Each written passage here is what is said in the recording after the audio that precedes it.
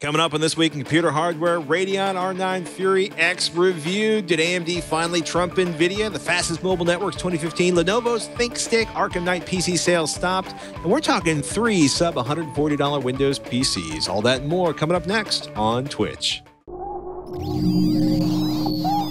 Netcasts you love. From people you trust. This is Twit. Bandwidth for Twitch is provided by CacheFly at CACHEFLY.com. This is Twitch, This Week in Computer Hardware, episode 321, recorded June 25th, 2015. AMD R9 Fury X versus the world. This episode of This Week in Computer Hardware is brought to you by Credit Karma. With Credit Karma, you can find out your credit score, get tips and suggestions on managing your credit, and monitor your credit for free. Visit creditkarma.com and don't forget to download their app. Just text TWIT to 89800 to get started right away. Welcome to Twitch, This Week in Computer Hardware, Twit's weekly show that aims to bring you the most useful, most informative, most delightful, and today, most capacitor-filled, podcast in hardware. In fact, today we're probably going to talk about hardware, software, small components, and the nature of anger on the internet because it is the week of the AMD Fury 10 benchmark unveiling, which has led to mad panic in the comments sections on PCPer.com. Mr. Ryan Shrout, you are on location. Have the servers gone down yet from the anger and the ire of the internet? No, if the servers went down every time people got angry on the internet, I would just quit. Let me first comment that your background is way more interesting today than normal. There's like, it looks like you're in some kind of like manufacturing facility. Are they making new phones for people back there? Well, this is actually the legendary Hack 5 warehouse. This is where the Hack Shop, which is where Wi-Fi Pineapples, a new product I cannot mention, but they're setting it up right now they're doing pen tests with Hack 5. So 3 amazing people are coming together, Darren, Sev, and Mubix, and are going to be teaching penetration testing for wireless and wired networks and social engineering and stuff. It's really, really cool. But behind me, there's like a set of, I don't know if you can see them, there's like a set of clip speakers we're putting new capacitors in. And then you can see Michael Hand from Possibly Unsafe just in the corner there. And then basically this is, normally you see this, which is like the corner of the warehouse. Yes, the corner. Okay, I gotcha. And now instead of like being aimed in the corner, you're aimed out into this. This has always been there ever since I started recording here. You've just never seen it before.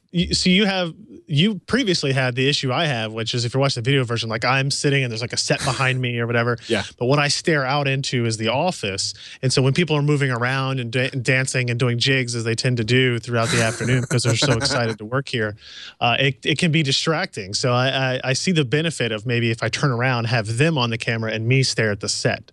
Maybe it's next tempting. time. I'll keep on it. Someday I hope to actually have a real set, like a real host. It's overrated. Possibly.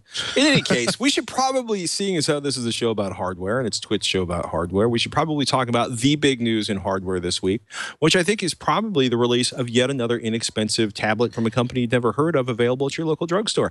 I kid, because I'm looking to die young, apparently. AMD Radeon R9 Fury 10 or X, 4 gigabyte. Fiji finally tested. I'm just going to stop speaking because I'm going to encapsulate. I mean, basically, it's great. It's a 980 Ti. Is that cruel?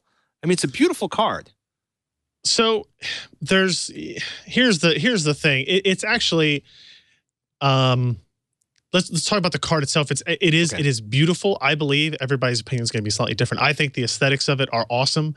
The all aluminum finish to it with kind of like a coating on it, kind of like a soft touch coating, rubberized coating on some pieces of it. It's got illuminated logos. It's got illuminated like GPU TAC LEDs that show you how much load is on the GPU. Oh, cool. There's like, you can see the front panel there. The Radeon name is etched into it. It looks very nice. You've got the water cooler portion of it, so it's a very short graphics card. All the cooling happens off. You've got the pump and everything that cools the GPU, as well as the memory and the voltage regulation and all the power delivery stuff. So there's no air movement at all on the video card itself, which is pretty sweet. It is a flagship card that AMD needed to produce. following up the kind of disaster that was the Radeon R9 290X and 290.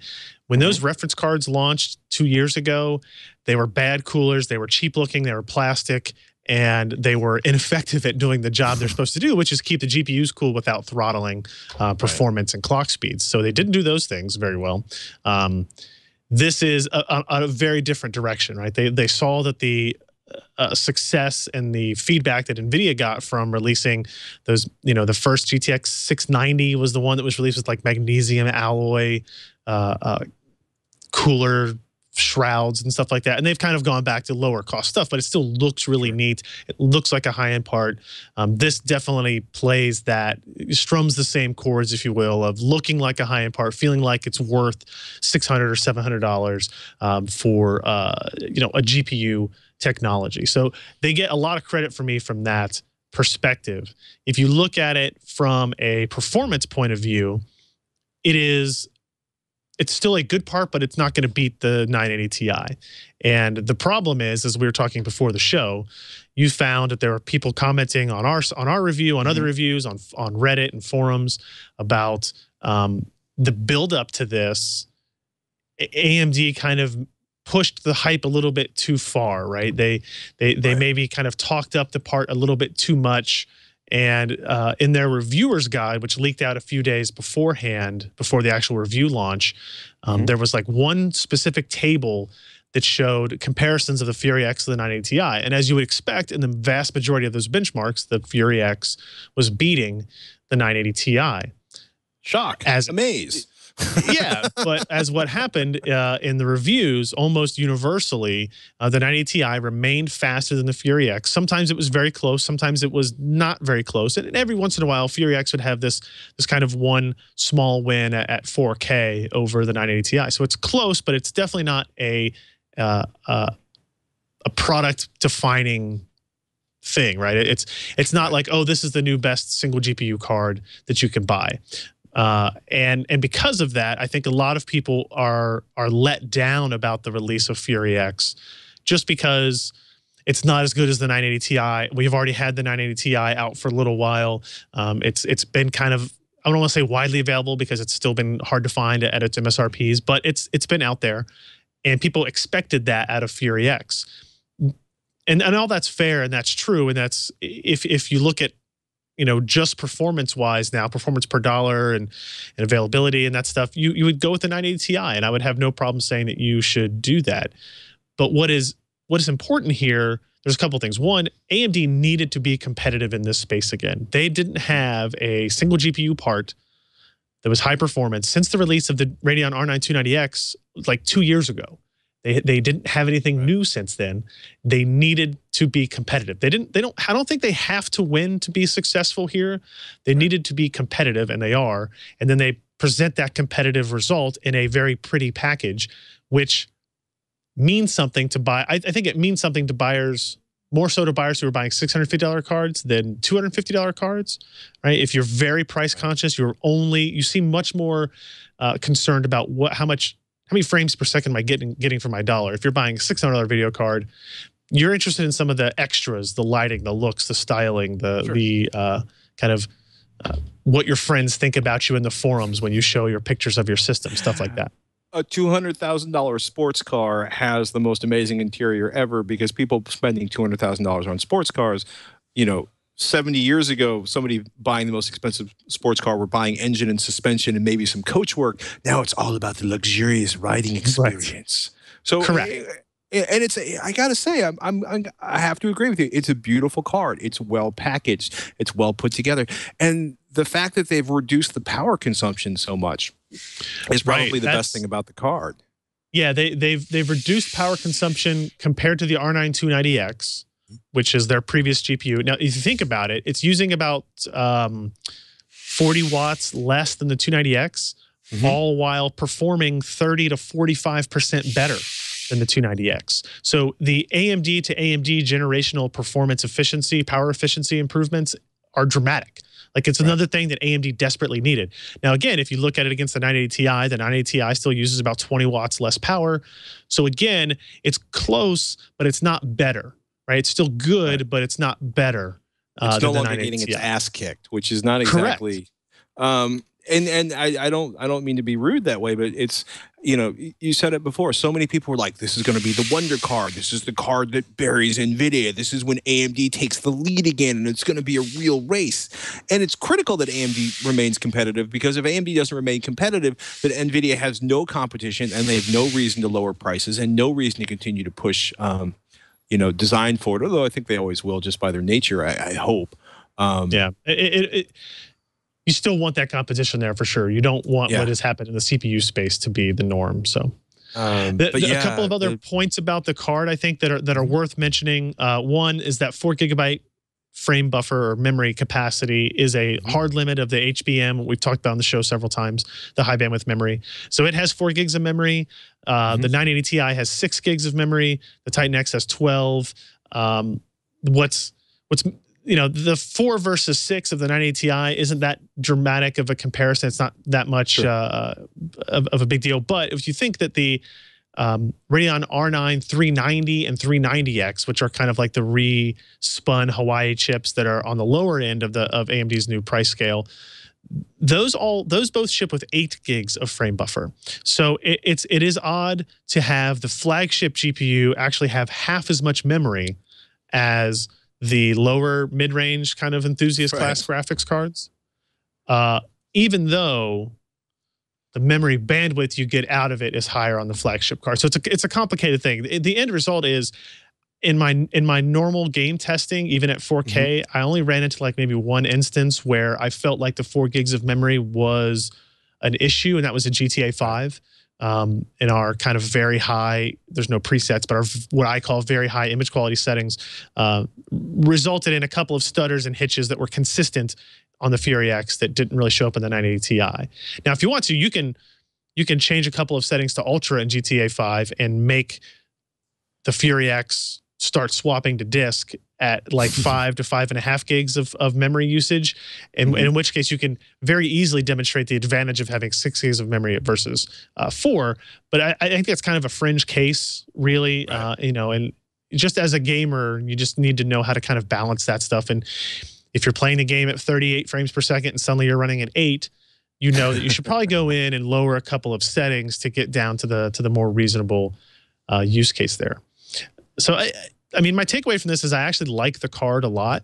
It's not the de facto like, hey, if you're going to buy a flagship card, go with the Fury X. But I don't think it's a bad choice. Once they show up in stock, which they really haven't yet on Newegg and Amazon yet, they should be, I think, a fantastic selection. There are questions of availability and quantity. There's a rumor going around on Reddit today that only 100 of them showed up to Newegg this week, which that almost seems like comically unbelievable to me if that were the case. Maybe if they said we got 100 now, but we've got 1,500 coming up, showing up next week, then I'd be okay with that. If they have 100 every other week, that's going to be a problem for AMD down the line. So, but as long as prices stay reasonable, well, yeah.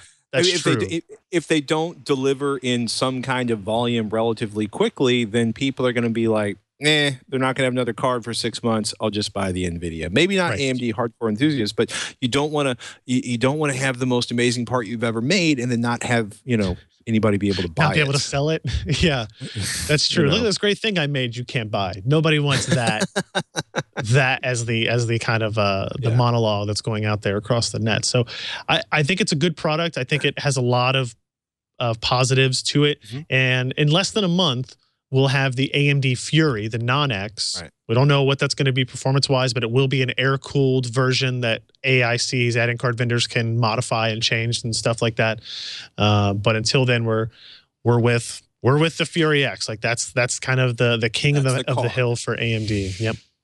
One last question before we go: If AMD had priced this $50 less, $75 less, would it really be? Because some people are like, if it was $50 less, it would be a completely different price performance story. I mean, $100 less, I totally see that, but 50 seems, $100 less, absolutely. I did joke on our podcast last night that I called AMD the night before the reviews went up. I said, hey, can you give me $50 off on this card for my review? Because I think that would make the story a lot better. And it's still the truth. Like if you're $50 less than the 980 Ti, then that's better. But I don't think it's better enough to really change the story some, because again, when you're in the $650 price range, you tend to be with the buyer that is not incredibly price sensitive, right? So 20, 30 bucks, 50 bucks one way or the other won't really change things. And another thing that AMD needs to be very careful of is they don't, even if they are kind of the underdog in this race, they don't want to put out the appearance of like having to admit defeat. Right, having a price tag that matches the 980 Ti puts forth some confidence and enthusiasm from the company for their own product, and if they can sell it at that, then they make $50 more per card, or their partners do, or however the split goes, and they end up, looking better. They can start to invest that, become a profitable company again. So I don't think there's an advantage to making it $599 yet, until we start to see stocks sitting on a Newegg site for days on end not being sold. So, yeah, no, and I got to say, like, people are taking the news harshly, but it's a pretty badass card. It just wasn't trumping the 980 Ti like a lot of people wanted to see, or at least not in a significant way. Right. It's good. It's just not better. And that was what I tried to get across, because it's very easy for fanboys of one side or the other to, as they often do to me, accuse you of bias or whatever you want to, call it. You are biased. I you still use think benchmarks and science and reason. How dare you? I know. And and this kind of proves is like, if you make a good product, people will say it's a good product, even if it's not the best product. You can still say it's a good product. But if you make a bad product, we will say it's a bad product. Doesn't matter if you win or lose benchmarks in that case. So it's how you play the game. Yeah. Let's talk about the R9 390 8 gigabytes. How is this card faring in the AMD NVIDIA battle universe? So this is a very different story. AMD kind of launched the 390 and the Fury X at their E3 press conference at the same time, like their 300 series rebrand. This is a much less exciting card. It's a new card from Sapphire. It's kind of using their new cooler, their new kind of product segmentation.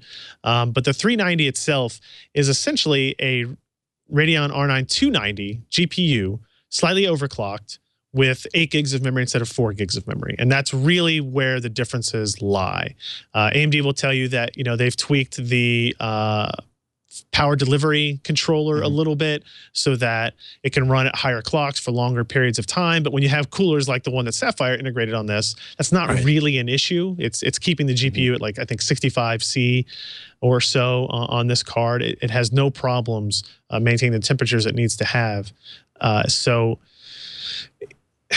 the overclock of the memory is significant. I think they went from 5, here we bring up the table. They went from 5 gigahertz on the 290 to 6 gigahertz on the 390, right? Wow. So that's a significant difference. Clock speeds, you went up like 53 megahertz. But the net result is, in many cases, the difference from a 290 to a 390 is about 10 to 12%. So it's a noticeable amount. It's not like 3 to 4% or something like that is what we would call the average. I think in general it tends to be in the 10% range, which is more than we expected based on the leaked slides and information. Everybody was calling it a complete rebrand, which I think still technically it is, but it's just tweaked just enough to make it more useful. Now, what they did do is if you scroll down a little bit more on that table, you'll see that they changed the pricing as well. So the 390 is actually MSRP'd at $329, which is where the 290X was before. And you kind of have this odd thing where it almost looks like they're raising prices for the same performance, but they're actually raising prices for a little bit more performance. At least on the 390 side, I will say that the price difference seems in line with the performance differences that you get. So I don't think this really changes my stance on the 290 or 290X or 390 or 390X against, say, the GTX 970. It's still a competitive part, but it's just a competitive part, right? It's still a good card, but it's not. Again, it's good, but it's not better than what they have there. And the 8 gigs of memory it's one of those things. It's like, well, like we've been getting mobile GPUs and gaming notebooks that have 8 gigs of memory for like 2 years. And the whole time I'm like, why are you doing that? It's completely unnecessary. It's insane. It's just a bullet point on a spreadsheet or on a marketing slide that helps sell these to retailers. And I think that's kind of the case here with the 390 and the 390X, because they talk about those cards being, AMD talks about those cards being kind of the 4K graphics cards, and it's just not true, right? The Fury X has trouble doing 4K at standard image quality settings at high enough frame rates that are playing. The 390 definitely is not a 4K ready graphics card. And if you're playing 25 by 14 or 19 by 10, 4 gigs is fine. So yeah, it's there if something weird happens, but no, I mean, we had a funny conversation on Tech Thing where somebody's like, I want to do 4K, but I want to do it for less than this amount of money. It's like, it's not going to happen. You know, you can do 4K desktop, no problem. You can do multiple 4K desktops, no problem. But when you're trying to do, you know, serious 3D gaming at 4K, you just need to bring your checkbook because there's no way around the amount of pixels you can do it. You can do it for $1,000. You can build a system that can technically do 4K for $1,000. Technically. But you're going to turn down image quality settings. You're going to run in the 30s and 40s frame rates instead of the 60s and 70s frame rates. It's just a matter of what you're willing to sacrifice. And I don't think 4K is worth that when we have so many awesome 25 by 14. You know, now we're starting to get 25 by 14 IPS variable refresh monitors that I think really present kind of the best location to be at for PC gaming today. So I don't think making the stretch just to say you have 4K is really the right thing to do. No, I mean, I love 4K for productivity, you know, for working, for video editing, for 3D gaming. It's like another year or two for the cost of the GPUs to drop to the point where, you know, because then normal people can afford them. This episode of This Week in Computer Hardware is brought to you by Credit Karma. What's the most important number in your life? It's not your age and it's not your IQ.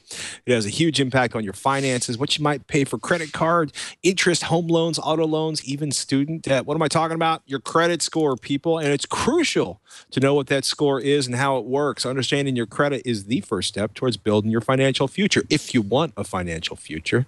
The problem is some people get stuck paying to find out their credit score. That's why Credit Karma offers free credit scores, reports, and monitoring, along with handy financial tools to help you make sense of your credit. To download the free Credit Karma app, text TWIT, that's TWIT, to 89800.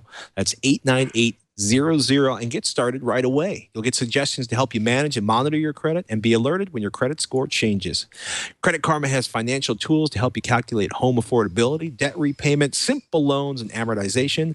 They also have an archive of articles to help you better understand your credit and build your financial health. Credit has not always been something I have done well with, and having financial tools at my hand like Credit Karma to help me figure out what's going on without dropping a lot of cash, it's smart, you know. And it's, you know, if you're thinking about buying a home, if you've got a giant pile of debts, it's good to have tools to help you really look at the number and figure out what's going on before you make a decision that you'll be paying for in a negative way. So hey, check it out, people. Ladies and gentlemen, find out your credit score today with Credit Karma. Go to creditkarma.com to manage and monitor your credit for free with no credit card required.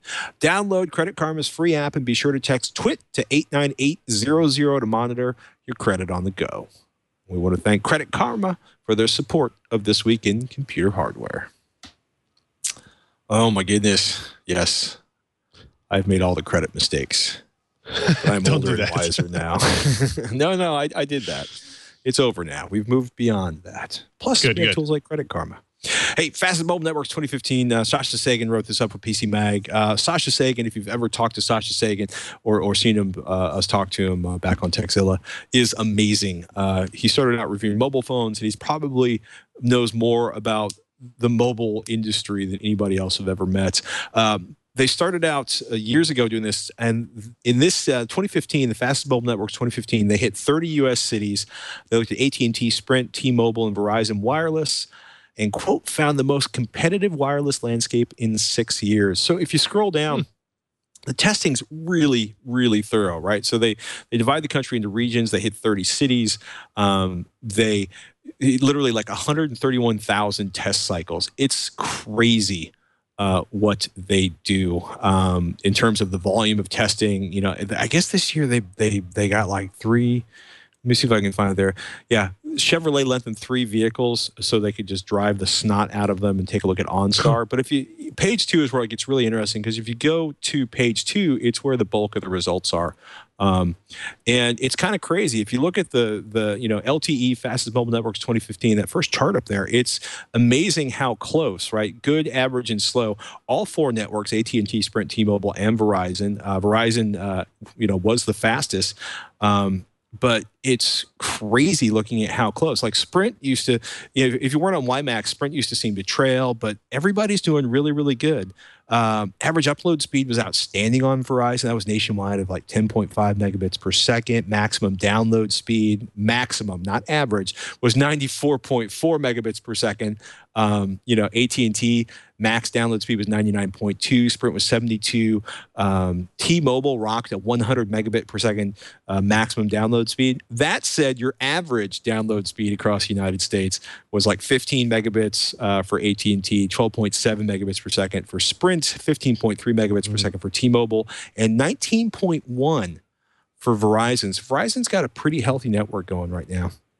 What's cool is they break it down by region too. Yeah, I was going to say, I looked at my region, and Verizon is like 18 points higher than the next best competitor, actually, in that. One thing I would like to see in these is minimum rates, like some metric of, hey, when we got, like, how often did you get bad results? Right. Like, averages and maximums are one way. I'd like to see how they how they calculate the averages, and because like it's kind of like cell phone coverage has always been like this. It's like it's only good until you don't have it anymore, or well, that gets. You can be on the best network in the world until it doesn't work. Well, but then also you have to are you doing that test with roaming on, or are you doing that test with roaming off? Because that gets complicated. It gets complicated really, really quickly. These are the LTE scores, so. It's a really, if you're thinking about changing, if you're curious about who does the best, in your region, it's really good. There's also a great section where, Sasha talks about this. They've been doing this for 6 years, and he talks about how the networks have changed over time, and that's a pretty big deal. And it's also amazing how much the history of the individual wireless carriers impact their quality in different regions, because of when they started, determined like what access to bandwidth they had in a particular area. And that's changed some, but there's some pretty amazing information to be had there. Yeah, I'm going to look through that. I'm very curious, like, what his opinions are on Sprint's transitions to LTE. And how well that is. I mean, obviously, this is a speed test, not a kind of like universal coverage test. Obviously, we drove every single. Well, they only drove 20,000 miles for this test. We get that up to like 70 or 80, and I'll feel more confident then. And some kind of coverage. It's kind of funny. They also looked at like OnStar in rural areas, which is essentially satellite access. 30 cities, 8 networks, 3 cars, 20,000 miles, 131,000 data cycles. The testing methodology is worth taking a look at, especially for you because you're the man. But we use mostly a mix of Samsung Galaxy S5 and Galaxy Note 4 phones at the request of the carriers. Verizon and T-Mobile chose Galaxy Note 4 devices. AT&T and Sprint wanted Galaxy S5s. They used them in both test 3G and 4G LTE networks, with the exception of Verizon, because to test Verizon's 3G network, they had to use older LG phones. So, and they also point out, like, Sasha points out, quote, with more than 20 million Verizon customers still on the 3G network, we think it's important to make sure the 3G network isn't left behind. So it's they tested during business hours during a period from May 4th to May 25th. Different cities on different days. They stopped in 10 to 12 locations for at least 15 minutes, ran 5 test cycles each. They collected data while moving, both in and between cities. And it's crazy. 131,000 test cycles, a 95 megabyte Excel 2010 spreadsheet. Quote, we continue to use Excel 2010 because I don't want to have to rewrite my macros. There are a lot, and it works. That's true. Fine. That is a very big problem. I will 100% agree with that. Yeah, Sasha's pretty awesome. PC Mag's got some good stuff. Fastest Mobile Networks 2015 is definitely worth a read. Very cool. Yeah, and now we have sort of a section of micro PCs. We got stuff from this kind of blew my mind. Not the Intel NUC, although I love the fact there's a $130 Intel NUC coming, the Broswell NUC. But there's like Lenovo's ThinkCenters. Well, let's talk about all three of them one at a time, like normal radio people, hosts, tech commentator, podcasty guys. How can they do? I mean, obviously, it's essentially a bare bones system, right? That's the glory of the NUC. You get a box. There's no storage. There's no memory. A Celeron N3050 processor, dual core, no hyperthreading. So this is the equivalent. This may actually be less. Well, this is less powerful than the processor in my sub $400 gaming PC. Mm-hmm. But it's 6 watts it's an of Atom. power It's an consumption. Atom core, right? They just kind of renamed it and tweaked it some. It's Cherry Trail. It's kind of the follow-on to Bay Trail. Right. They're going to be available. This is available in both a dual core and a quad core variant, both with 6 watt TDPs, so very low power. Right. Both of these will be fanless as well, which is pretty cool. But it's $130 for the bare bones kit. So you've got to add DDR3L, SODIMM memory, and some kind of storage, right? Which you can actually do 2.5 inch. It's the taller version of the NUC, so you can use 2.5 inch hard drive if you want to go for low cost, high capacity, or you can go with an SSD if you want to as well. But it is going to be a significant performance drop compared to the other Core NUCs, right? That are using Broadwell. Right. Yeah, that are using those parts. I'm still waiting to see when these actually become available and kind of ship out. Hopefully, we can mess around with them. It's always interesting because there's a. We'll talk about it in these other 3 stories, but there's a point where it stops being usable, and I just don't know exactly where that point is. It's different for every person, of course, and for every different workload that you have. But there has to be a point where it's like, okay, you've made it low power enough. Right. Let's figure out other ways to lower the price, I guess, because I mean this is quite a bit less than any of the Broadwell systems out there. Yeah, it's kind of funny. It's like, okay, so the stuff you're running on that 8-year-old PC, you could transfer to this with no performance hit. But I'm looking over here at an NVIDIA Shield box and thinking like, gosh, do I want a dual core beat to snot machine with mediocre graphics for my set-top box, or do I want to spend, well, actually it may not even be another $70 because that's 130 minus the memory and the hard drive. Unless you recycle a hard drive and spool notebook memory, you're up over $200 really quick. I think it's also funny that box is $130 and Lenovo's ThinkCenter stick, which is Intel Bay Trail, another $129 micro PC. We've seen a lot of this. HDMI port, lots of vents for heat on the back of the giant dongle. Micro SD, 802.11. This is basically a rebrand of the Intel Compute Stick, more or less, I guess. It's still, it's still like a really good idea that I'm not quite sure people will want. What it's for. Yeah. Yeah, it's like turn any television with an HDMI port into a fully functioning Windows PC as long as you don't mind doing things at a very gracious pace. Yeah, I mean, it's $129, and you don't have to add anything to this. This is not a bare bones kit. It has memory in there. It has storage. It's not a lot of memory, and it's not a lot of storage. Right. But it's got Bluetooth and wireless, like you were saying, and yeah, like you just plug it into the back of a TV. And then, did you see Intel also released like an Android app and an iOS app that is like a remote control keyboard mouse kind of emulating thing for like over Wi-Fi? No, but it sounds like a company desperately seeking to create a market for a product it already shipped. Yeah, there's some of that too. Like these applications have been around for a while, but it's just a host that runs locally on the something like the ThinkCenter stick or the NUC, and then on your phone you have keyboard input and you have like touchpad emulation on it so that you could use it for something. I don't know. You can actually use it on any computer. You don't have to use it on an Intel branded or an Atom-based processor or anything like that.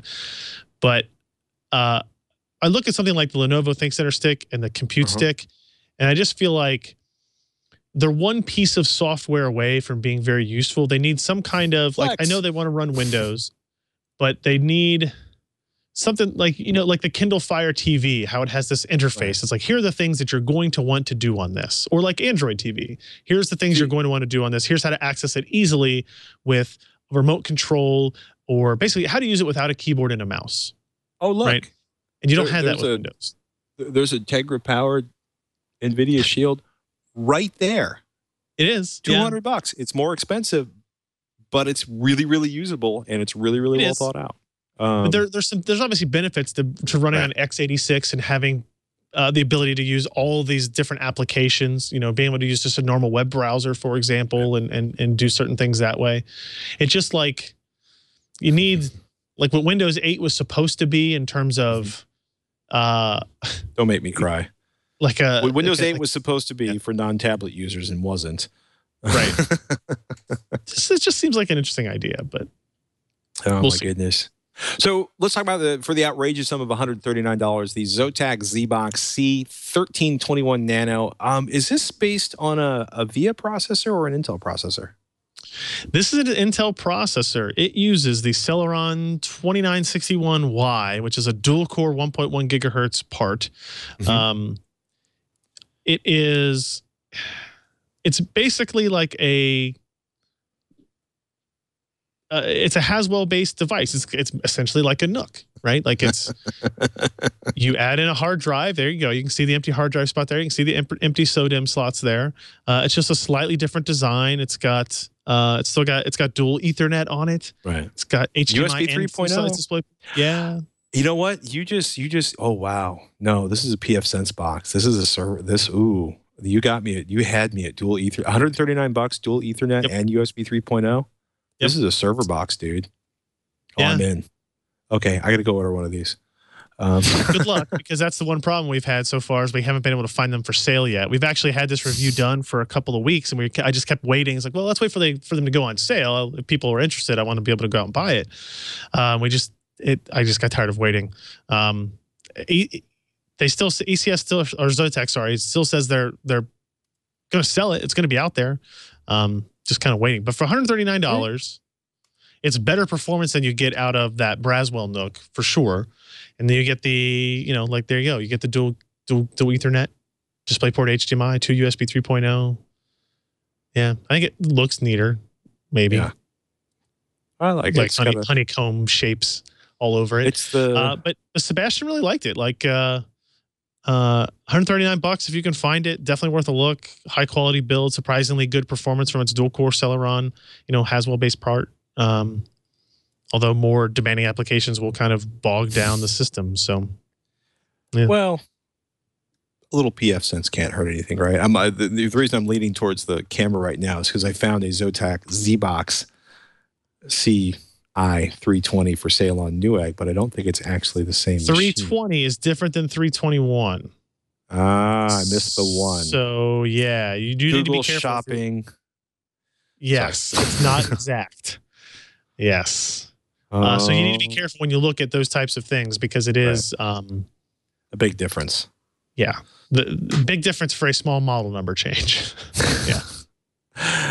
The one means USB. Yeah, that's great. It's like 4 USB 3.0 ports and dual Ethernet. There's a build in my future involving that box. Warner Brothers suspends Arkham Knight PC sales.